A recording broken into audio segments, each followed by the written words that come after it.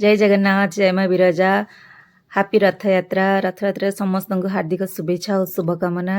ये देखु आम बर्तमान बाहर विरजा मंदिर जावाई जेहेतु आज वर्षा होमें ये अटोरे जाऊँ बैक जीवनी वर्षा टिके होची आम ये अटोरे चलू माँ को दर्शन करने।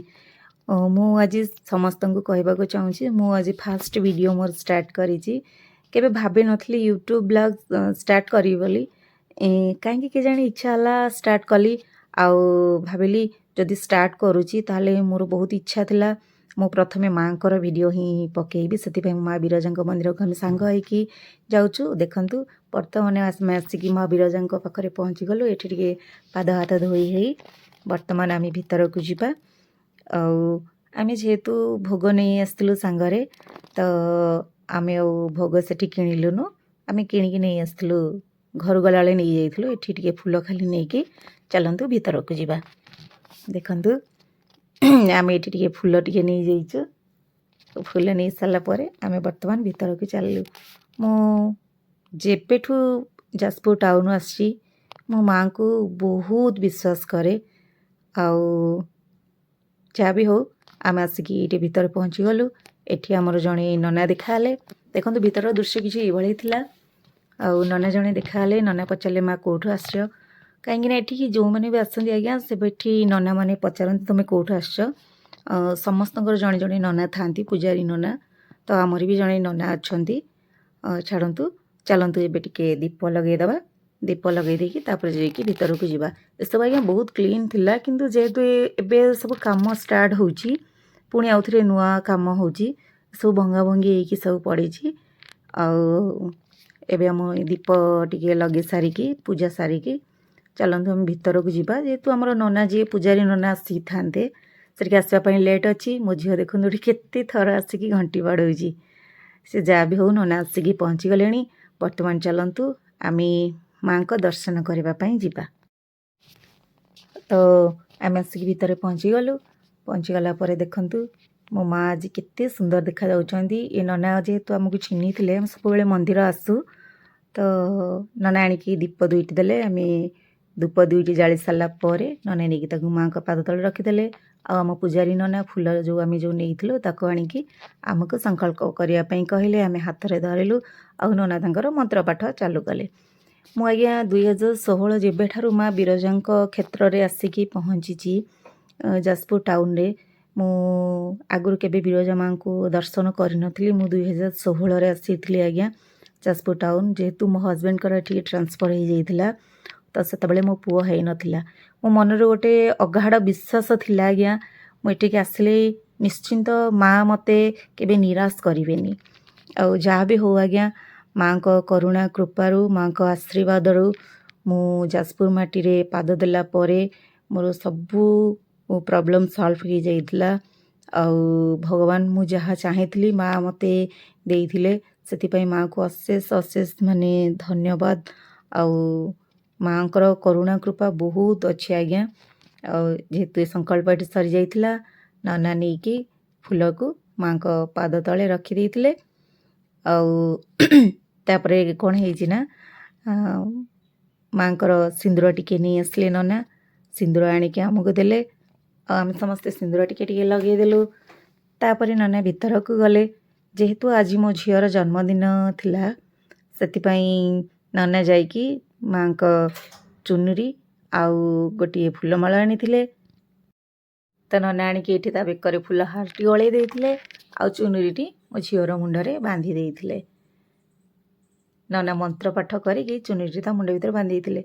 देखंतु माँ केते सुंदर देखा जाउची मो माँ मालो बहुत सुंदर देखा आम ये पादुक पाइले तापर आम बाहर को पलै आसलु।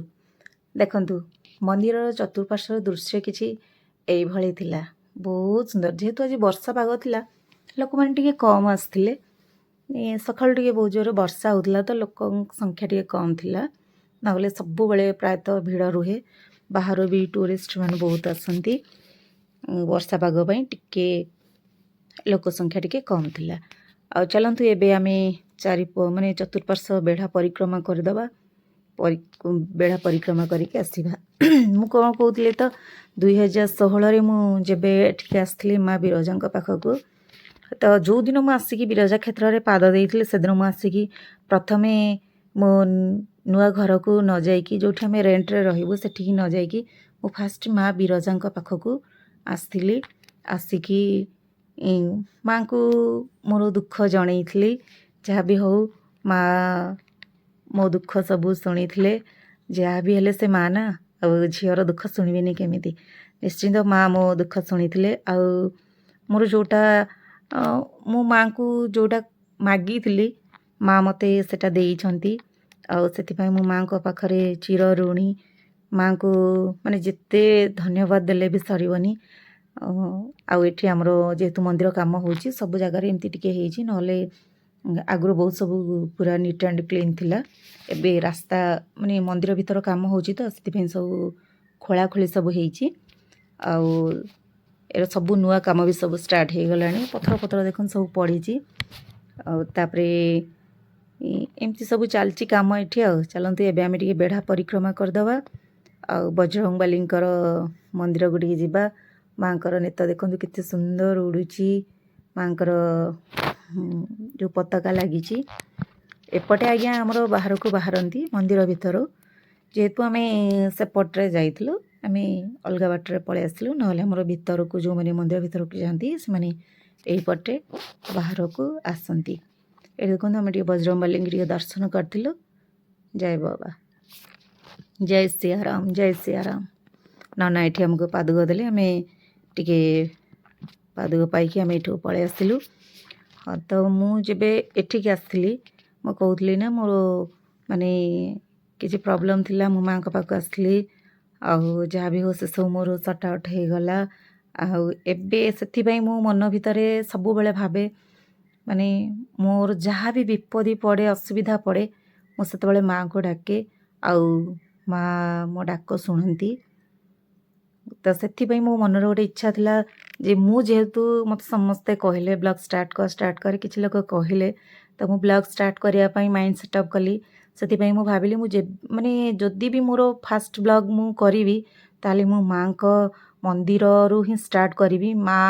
ମାଆଠୁ ହିଁ ମୁଁ ଷ୍ଟାର୍ଟ କରିବି। ସେଥିପାଇଁ ମୁଁ ଆଜି ମାଆଙ୍କ ପାଖକୁ ଆସିଛି ଏଇ ବ୍ଲଗ୍ଟି କରିବା ପାଇଁ। ମୁଁ ଜାଣିଛି ବହୁତ ଲୋକ ମାଆଙ୍କ ମନ୍ଦିର ଦେଖିଥିବେ, ମାଆଙ୍କ ମନ୍ଦିର ବେଢ଼ା ପରିକ୍ରମା କରିଥିବେ, ସବୁ ଜିନିଷ କରିଥିବେ, କିନ୍ତୁ କେତେ ଲୋକ ଏକ୍ସେପ୍ଟ କରିବେ ନ କରିବେ ସେଟା ତ ମୁଁ ଜାଣିନି। କିନ୍ତୁ ମୋ ପାଇଁ ମୋ ମାଆଠୁ ଆଉ କିଛି ଜିନିଷ ନାହିଁ। ମୁଁ ମୋ ମାଆକୁ ବହୁତ ମାନେ। ସେଥିପାଇଁ ମୋର ଇଚ୍ଛା ଥିଲା ମୁଁ ଯେବେ ବି ବ୍ଲଗ୍ ବନେଇବି ତ ମୁଁ ମାଆଙ୍କଠୁ ହିଁ ଷ୍ଟାର୍ଟ କରିବି। ତ ମୁଁ ଆଜି ସେଥିପାଇଁ ମୁଁ ଆସିଛି ମାଆଙ୍କ ମନ୍ଦିରକୁ। ଆଉ ମାଆଙ୍କର ବେଢ଼ା ବୁଲୁଛି, ମାଆଙ୍କର ଚତୁଃପାର୍ଶ୍ୱ ବୁଲିକି ମୋ ମାଆଙ୍କର ଭିଡ଼ିଓଟି ଆଜି ବନଉଛି। ମୋତେ ଭିଡ଼ିଓ ବନେଇ ଆସେନି ଆଜ୍ଞା। ଯାହା ବି ହେଇଛି ମୁଁ ଜାଣିନି କେମିତି କ'ଣ ହେଇଛି, ଆପଣମାନେ କେମିତି ଆକ୍ସେପ୍ଟ କରିବେ କି ନାହିଁ ସେଟା ତ ପର କଥା। କିନ୍ତୁ ମୋତେ ବହୁତ ଖୁସି ଲାଗିଲା। ମୋ ମନର ମାନେ ମୁଁ ଯେଉଁଟା ଭାବିଥିଲି ସେଇଟା ମୁଁ ଆଜି କଲି। ଆଉ ମୋ ମାଆ ପାଖକୁ ଆସିଥିଲି। ଆଉ ଦେଖାଯାଉ ଯାହା ହେବ ହେବ, କିଛି ଅସୁବିଧା ନାହିଁ। ବର୍ତ୍ତମାନ ଆମେ ଏଠି ଭୋଲେ ବାବାଙ୍କୁ ଟିକେ ଦର୍ଶନ କରିଦେବା। ହର ହର ମହାଦେବ, ଓମ୍ ନମଃ ଶିବାୟ, ଜୟ ଶିବ ଶଙ୍କର। ଯେହେତୁ ବର୍ଷା ଟିକେ ହେଉଛି ଆମର ଏଠି, ତ ଆଜି ଟିକେ ଗହଳି ଫହଳି ସେତେ ନାହିଁ। ଆମେ ପୁରା ବଢ଼ିଆ ସେ ପୁରା ବାବାଙ୍କର ଦର୍ଶନ କଲେ। ଦର୍ଶନ କରିସାରିକି ଆମେ ବର୍ତ୍ତମାନ ସେପଟକୁ ଯିବା। ଆମର ଯାଇକି ସେଠି ଠାକୁରଙ୍କୁ ଟିକେ ଆଉ ଟିକେ ଆମର ଶିବଲିଙ୍ଗ ସବୁ ଅଛନ୍ତି, ଆଉ ଶିବଲିଙ୍ଗ ଦର୍ଶନ କରିକି ତାପରେ ଯାଇ ଘରକୁ ଯିବା। ତ ଯଦି ଆପଣମାନଙ୍କୁ ମୋର ଏଇ ଭିଡ଼ିଓଟି ଭଲ ଲାଗେ ତାହେଲେ ଆପଣମାନେ ନିଶ୍ଚିନ୍ତ ଗୋଟେ ଲାଇକ୍ କମେଣ୍ଟ ମୋତେ କରିବେ। ଆଉ କମେଣ୍ଟରେ ଲେଖିବେ ମୁଁ ଭିଡ଼ିଓଟି କେମିତି କ'ଣ କରିଛି, ଆପଣଙ୍କୁ ଭଲ ଲାଗିଲା କି ନାହିଁ। ଏଠି ଆମେ ଦେଖନ୍ତୁ ଆମର ଏଠି ସବୁ ଲିଙ୍ଗ ଠାକୁର ଅଛନ୍ତି। ଯେହେତୁ ପାଗ ଟିକେ ଭଲ ନାହିଁ, ଅନ୍ଧାର ଅଛି, ତ କିଛି ଠିକ୍ସେ ଦେଖାଯାଉନି।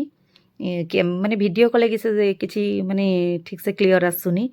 ସେପଟେ ଯେହେତୁ ଟିକେ ଅନ୍ଧାର ଅଛି ବର୍ଷା ପାଗ ପାଇଁ, ପାଗ ଟିକେ ସେତେ ଖୋଲି ନଥିଲା। ଦେଖନ୍ତୁ ମୁଁ ଯେତେବେଳେ ଫାଷ୍ଟ ଆସିଥିଲି ବିରଜା ମନ୍ଦିର, ମୁଁ ଏଇ ଗଛରେ ହିଁ ବାନ୍ଧିକି ଯାଇଥିଲି। ତ ଆପଣମାନଙ୍କର ଯଦି କୌଣସି ମାନସିକ ଥାଏ ତାହେଲେ ଆପଣ ନିଶ୍ଚିନ୍ତ ବିରଜା ମନ୍ଦିର ଆସିଥିଲେ ଏଇ ଗଛରେ ଗୋଟେ କପଡ଼ା ସେଠି ନନାମାନେ ବସିଥିବେ ଦେବେ, ଆପଣ ନିଶ୍ଚିନ୍ତ ବାନ୍ଧିକି ଯିବେ। ଏଇଟା ମୋର ବିଶ୍ୱାସ ଅଛି ଆଜ୍ଞା। ମୁଁ ନିଜେ ବାନ୍ଧିଛି, ମୁଁ ନିଜେ ଜାଣିଛି, ମୁଁ ଯାହା ମାଗିଥିଲି ସେଇଟା ବି ପାଇଛି। ଆଉ ଆପଣମାନେ ଯଦି ଏଠିକି ଆସୁଛନ୍ତି ତାହେଲେ ନିଶ୍ଚିନ୍ତ ମୁଁ କହୁଛି ଆଜ୍ଞା ମୋର ଅନୁଭୂତିରୁ ମୁଁ କହୁଛି। ତ ମୁଁ ସେଠି ବାନ୍ଧିକି ମୋର ଯାହା ମାନସିକ ଥିଲା ମୁଁ ପାଇଛି, ମା ମୋତେ ଦେଇଛନ୍ତି। ହୁଏତ କିଛି ଲୋକ ତାକୁ ବିଶ୍ୱାସ ଅନ୍ଧବିଶ୍ୱାସ କହିବେ, କିନ୍ତୁ ଆଜ୍ଞା ମୋ ପାଇଁ ସେଟା ମାନେ ମୁଁ ନିଷ୍ଠାର ସହିତ କହୁଛି, ମାନେ ସେଟା ମୋ ପାଇଁ ବିଶ୍ୱାସ ଥିଲା, ଆଉ ମୁଁ ମୋ ବିଶ୍ୱାସର ଫଳ ପାଇଛି। ସେଥିପାଇଁ ମୁଁ ଆପଣମାନଙ୍କୁ କହୁଛି। ବର୍ତ୍ତମାନ ଆମେ ଚତୁଃପାର୍ଶ୍ୱ ବୁଲି ସାରିଲୁ, ଆଉ ସବୁଆଡ଼େ ଯେହେତୁ କାମ ହେଉଛି, ବର୍ଷା ହେଉଛି, ଦେଖନ୍ତୁ ଏଠି ଯେଉଁ ଲୋକମାନେ ବସିଛନ୍ତି ସେମାନେ ବି ଟିକେ ମାନେ ଓଦା ହେଇଯାଇଛନ୍ତି ସବୁ। ଆଉ ତାପରେ ବର୍ଷା ହେଉଛି, କ'ଣ କରିବା, ସେମାନଙ୍କୁ ବସିବା ପାଇଁ ଜାଗା ନାହିଁ, ସେମାନେ ସବୁବେଳେ ସେଇଠି ବସନ୍ତି, ମାଆଙ୍କ ଆଗରେ ବସନ୍ତି। ତ ଆଜି ବର୍ଷା ପାଇଁ ଟିକେ ଛତା ଧରିକି କିଛି ବସିଛନ୍ତି, ଆଉ କିଛି ଲୋକ ମୁଣ୍ଡରେ ଜରି ପକେଇକି ବସିଛନ୍ତି। ଏଠି ଜଣେ ମଉସା ଆସିକି ବସୁଥିଲେ, ଜଣେ ଭାଇନା ତାଙ୍କୁ ଟିକେ ପାଟି କଲେ ଯେ ତାଙ୍କ ଗୋଡ଼ରେ ଘା ହେଇଛି, ମାଛି ପୁରାପୁରି ବେଢ଼ି ଯାଉଥିଲେ।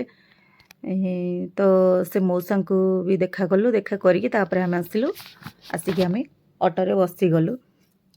ଛାଡ଼ନ୍ତୁ, ସେ ଯାହା ବି ହଉ, କିନ୍ତୁ ସେ ମଉସାଙ୍କର କେହି ନାହାନ୍ତି। ସେ ସେଠି ବସିକି ମାଆଙ୍କ ପାଖରେ ବସିକି ବସନ୍ତି ସେ, ଆଉ ତାଙ୍କ ଗୋଡ଼ରେ ପୁରା ବହୁତ ଜୋରରେ ପୁରା ଘା ହେଇଯାଇଛି, 2-3ଟା ବହୁତ ବଡ଼ ବଡ଼ ଘା ହେଇଛି, ଯେଉଁଟାକି ମାଛି ଫାଛି ବସୁଛନ୍ତି। ମଉସା ନିଜେ ଟିକେ ଟ୍ରିଟମେଣ୍ଟ କରିବା ପାଇଁ ଯାଉନାହାନ୍ତି, ବୋଧେ ତାଙ୍କର କେହି ନାହାନ୍ତି, ସେଥିପାଇଁ ସେ ଯାଇପାରୁନାହାନ୍ତି, ଠିକ୍ ସେ ଚାଲି ବି ପାରୁନାହାନ୍ତି ସେ ମଉସା। ସେଥିପାଇଁ ଲୋକ ତାଙ୍କୁ କହିଲେ ଏଠି ମାଛି ହେବ, ଏଠି ବସନ୍ତୁନି। ସେ ମଉସା ଉଠିକି ସେଠୁ ପଳେଇ ଆସିଲେ। ତେବେ ଆଉ ଚାଲନ୍ତୁ ଆମେ ଏବେ ଘରକୁ ଯିବା। ଆମେ ଗୋଟେ ପଟରେ ଆସିଥିଲେ, ଆଉ ଗୋଟେ ପଟରେ ଏବେ ଆମେ ଯାଉଛୁ, କାହିଁକିନା ଆମେ ସେପଟରେ ଆସିଥିଲୁ, ଏପଟରେ ଆମେ ଏବେ 18 ନଳା ଦେଇକି ଆମେ ଏବେ ଯିବା। ଚାଲନ୍ତୁ ଯିବା। ଦେଖନ୍ତୁ ଆମେ ପହଞ୍ଚିଲା ବେଳକୁ ଏଠି କିଛି କୁନି ପିଲା ଆଉ କିଛି ମଉସା ବସିକି ଏଠି ଜାମୁକୋଳି ବିକୁଥିଲେ। ମୁଁ ସେ କୁନି ପୁଅକୁ ଦେଖିକି ପଚାରିଲି, ବାବା କେଉଁ କ୍ଲାସ୍ରେ ପଢ଼ୁଛ? ପୁଅଟି କହିଲା, ମୁଁ 7 କ୍ଲାସ୍ରେ ପଢ଼ୁଛି। ସେ ଜାଣିଦେଲା ମୁଁ ଭିଡ଼ିଓ କରୁଛି ବୋଲି। ଆଉ ମୁଁ କହିଲି, ବାବା ସ୍କୁଲ କେମିତି ଯାଇନ, ଏଠି ତୁମେ ବସିଛ? ସେ କହିଲେ, ନାଇଁ ମୋର 10ଟାରେ ସ୍କୁଲ ଅଛି, ମୁଁ 10ଟା ବେଳକୁ ସ୍କୁଲ ଯିବି। ଏବେ ମୁଁ ଆସିକି ଏଠି କୋଳି ବିକୁଛି, ମୋ କୋଳି 10ଟା ହେଇଗଲେ ମୁଁ ମୋର ସ୍କୁଲ ପଳେଇବି।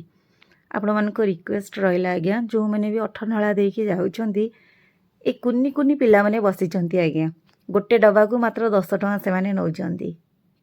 ତାଙ୍କର କିଛି ସେମିତି ନିଡ୍ ଅଛି ବୋଲି ସେମାନେ ଆଜ୍ଞା ଏଠି ବସୁଛନ୍ତି। ଯଦି ଆପଣମାନେ ସମସ୍ତେ ସେମାନଙ୍କଠୁ ଗୋଟେ ଗୋଟେ ଡବା ନେବେ ନା ଆଜ୍ଞା, ତ ଏଇ ପିଲାମାନେ ନିଶ୍ଚିନ୍ତ ତାଙ୍କର କାମ ସାରିକି ସ୍କୁଲ ବି ଯାଇପାରିବେ। ମୁଁ ତ ଆଜ୍ଞା ସବୁ କୋଳି ତ ଆଜ୍ଞା କିଣିପାରିବିନି ଆଜ୍ଞା। ତ ମୁଁ ସେଠି 2ଟା ପିଲା ବସିଥିଲେ, 2 ଜଣଙ୍କଠୁ ଆଣିଲି କୋଳି, ଆଉ ଜଣେ ମଉସା ବସିଥିଲେ। ସେ ମଉସା ବି ବହୁତ ମାନେ କହିଲେ, ମୁଁ ବହୁତ ଭଲ କୋଳି ରଖିଛି, ମୋଠୁ ନିଅନ୍ତୁ ନିଅନ୍ତୁ। ଆଉ ସେ ମଉସା ପାରିକି ଆଣିଥିଲେ, ତାଙ୍କଠୁ ଆଣିଲି। ଆଉ ଏପଟରୁ ବି ସେ ଛୁଆ 2 ଜଣଙ୍କଠାରୁ 2 ଥର ମାନେ ତାଠୁ 2 ଡବା ଆଣିଲି, ୟାଠୁ ବି 2 ଡବା ଧରିକି ଆସିଲି। ଆଉ ପିଲାମାନଙ୍କୁ କହିଲି, ତମେମାନେ ସ୍କୁଲ ସବୁ ପଳେଇବ? ଛୁଆମାନେ କହିଲେ, ଆଜ୍ଞା ଆମର ସରିଗଲେ ଆମେ ପଳେଇବୁ ସ୍କୁଲ, ଆମ ଟାଇମ୍ ହେଲେ ଆମେ ସ୍କୁଲ ପଳେଇବୁ। ଦେଖନ୍ତୁ ଆଜ୍ଞା, କେତେବେଳେ କାହାର କ'ଣ ସମୟ କେମିତି କେହି କିଛି କହିପାରିବେନି ଆଜ୍ଞା। ସେ ଯାହା ବି ହଉ, ମୁଁ ସେମାନଙ୍କ ଠାରୁ ଜାମୁକୋଳି ଧରିକି ଆସିଲି। ଆଉ ଆମର କିନ୍ତୁ ସେପଟେ ରୋଡ଼ରେ 100 ଟଙ୍କା ବିକା ହେଉଛି, ଏଠି କିନ୍ତୁ 80 ଟଙ୍କା କିଲୋ ବିକା ହେଉଛି। ଦେଖନ୍ତୁ ଏପଟେ କଦଳୀ ମୋ ହଜବେଣ୍ଡ କିଣିକି ନେଇକି ଆସିଲେ, ଆଉ ମୁଁ ସେପଟରେ ଯାଇକି ଜାମୁକୋଳି କିଣିଲି। ଏଠି ଦେଖନ୍ତୁ ଆଜ୍ଞା, ଆମର ଏଇ ପୋଲ, ନୂଆ ପୋଲ ହେଇଛି, ଏଠି ତଳେ ବସି ସବୁ କଦଳୀ, ଆମ୍ବ ଆଉ ଭେଣ୍ଡି ସବୁ ପରିବା ବି ସେଠି ମଉସା ବିକୁଥିଲେ। ଛେନା ଏଠି ବିକା ହେଉଥିଲା, ପଇଡ଼ ବି ବିକା ହେଉଥିଲା। ଆଉ ଆପଣ ଏଠି ଯେହେତୁ ବର୍ଷା ଟିକେ ସେଠି ପଡ଼େନି, ଉପରେ ତାର ଇଏଟା ଅଛି ବୋଲି ଏଠି ସେମାନେ ବସିକି ସବୁ ବିକନ୍ତି। ଏଠି ସବୁବେଳେ ଛେନା ଆଜ୍ଞା, ଫ୍ରେଶ୍ ଛେନା ସବୁବେଳେ ମିଳେ। ଦେଖନ୍ତୁ ମୁଁ କୋଳି ଆଉ କଦଳୀ ଧରିକି ଆସିଗଲି, ମୋ ଝିଅ ଭିତରେ ବସିଥିଲା। ଆମେ ଏବେ ଚାଲିଲୁ ଘରକୁ ଯିବା ପାଇଁ। ଚାଲନ୍ତୁ ଏବେ ଘରକୁ ଯିବାନି, ଖାଇ ଦେଇକି ଟିକେ ଯିବା, ଆଉ ଘରକୁ ତ ଯିବା। ଆଉ ଦେଖନ୍ତୁ ଆମେ ଏବେ ବର୍ତ୍ତମାନ ବାହାରିଲୁ ମାନେ ଖାଇବା ପାଇଁ ଯିବା ପାଇଁ। ଚାଲନ୍ତୁ ଜଲ୍ଦି ଜଲ୍ଦି ପଳେଇବା। ଇଲ ଦେଖୁନାହାନ୍ତି, ବର୍ଷା ପାଇଁ ଚାରିଆଡ଼େ ପୁରା ଫାଙ୍କା। ହଉ ଭଲ ହେଲା, ଫାଙ୍କା ହେଇଛି। ଚାଲନ୍ତୁ ଏବେ ଆମେ ଯିବା, ଟିକେ ପେଟ ପୂଜା କରିଦେଇକି ଯିବା। ଦେଖନ୍ତୁ ଆମେ ଏବେ ପହଞ୍ଚିଗଲୁ କ୍ୱାଲିଟିରେ ପହଞ୍ଚିକି ଆମେ ଚାଲିଲୁ କିଛି ଖାଇବା ପାଇଁ। ଦେଖନ୍ତୁ ମୁଁ ଚାଲିଲି, ମୋ ଝିଅ ମୋ ପଛେ ପଛେ କ୍ୟାମେରା ଧରିକି ଚାଲିଲା। ମୋ ଝିଅର ଭାରି ଲୋଭ, ଖାଲି ଆଇସ୍କ୍ରିମ୍ ଖାଇବି ଖାଲି ହେଉଥାଏ। ଥଣ୍ଡା ପାଗ, ବର୍ଷା ହେଉଛି, ଖାଲି କହୁଥାଏ ମୁଁ ଆଇସ୍କ୍ରିମ୍ ଖାଇବି। ହଉ ଚାଲନ୍ତୁ ଟିକେ ଧୋଇ ଧୁଆ ହେଇକି ଆମେ ବର୍ତ୍ତମାନ ଖାଇବା ପାଇଁ ବସିଯିବା। ହେଇ ମୁଁ ଧୋଇ ହେଇକି ଏଠୁ ପଳେଇ ଆସିଲି। ପଳେଇ ଆସିଲା ପରେ ମୋ ଝିଅ କହୁଛି ଏଠି ବସିବିନି ସେଠି ବସିବି, ସେଠି ବସିବିନି ସେଠି ବସିବି, ସେଠି ଫ୍ୟାନ୍ ଚାଲୁନି, କେଉଁଠି ବସୁଛି ସେଠି ବସୁ, ତାପରେ ଯାଇ ଆମେ ବସିବା। ଫାଇନାଲି ଗୋଟେ ଜାଗା ସିଏ ଠିକ୍ କଲା, ଆମେ ଯାଇକି ସେଇଠି ସମସ୍ତେ ବସିଲୁ। ବସିଲା ପରେ ଯିଏ ଯାହା ଖାଇବା କଥା ସେ ତା'ର ମଗେଇଦେଲେ। ମୁଁ ତ ଟିକେ ଦୋସା ଖାଇଦେଲେ ମୋର ହେଇଯିବ, ଆଉ ମୋର ଆଉ କିଛି ଦରକାର ନାହିଁ। ମୋ ଝିଅର କିନ୍ତୁ ଏଇଟା ଖାଇବି ସେଇଟା ଖାଇବି, ତା'ର ଗୋଟେ ଗଲା ଚାଲିଛି ତା'ର। ଫାଇନାଲି ତା'ର ଆସିଗଲା ବରା ଆଉ ଘୁଗୁନି ଖାଇବ କହିଲା। ଆସିଗଲା, ମାମା ତମେ ଟିକେ ଖାଇଦିଅ। ହଉ ଟିକେ ଖାଇଦେବା, ଛୁଆଟା ଏତେ ଶ୍ରଦ୍ଧାରେ କହୁଛି। ପଚାରୁଛି ମାମା କେମିତି ହେଇଛି? ଭଲ ହେଇଛି, ତୁ ଖାଇଦେ। ତା'ର ଦୁଇଟା ହାତ ନହେଲେ ହେବନି, ଗୋଟେ ହାତରେ ସେ ଖାଇପାରେନି। ଦୁଇଟା ହାତ, ଗୋଟେ ହାତରେ ଛିଣ୍ଡେଇବ ଗୋଟେ ହାତରେ ଖାଇବ। ଆଉ ଏଠି ମୋ ହଜବେଣ୍ଡ ଖାଉଥିଲେ ଘୁଗୁନି କି ପୁରୀ। ତାକୁ ବି ମୋ ଝିଅର ଟିକେ ଖାଇବା ପାଇଁ ଇଚ୍ଛା ହେଲା, ତା ବାପାଙ୍କଠୁ ଟିକେ ପୁରୀ ଗୋଟେ ନେଇ ଆସିଥିଲା। ପୁରୀ ଗୋଟେ ନେଇ ଆସିକି ତା'ର ଖାଇବା ଷ୍ଟାର୍ଟ କଲା। ଆଉ ଏଠି କ'ଣ ଗୋଟେ ମୋ ଝିଅ ମୋତେ କହି ଚାଲିଛି, ମୁଁ ତାକୁ କହୁଥିଲି ହେଇ ଦେଖନ୍ତୁ ମୁଁ ଏତେ ଗପିଲା ଭିତରେ ମୋର ଆସିକି ପହଞ୍ଚିଗଲା ଦୋସା। ଚାଲନ୍ତୁ ଟିକେ ପେଟ ପୂଜା କରିଦେଇକି ଏବେ ଆମେ ଯିବା। ହଉ ମୋର ଏବେ ଖାଇବା ସରିଗଲା, ଚାଲନ୍ତୁ ଯିବା ଘରକୁ।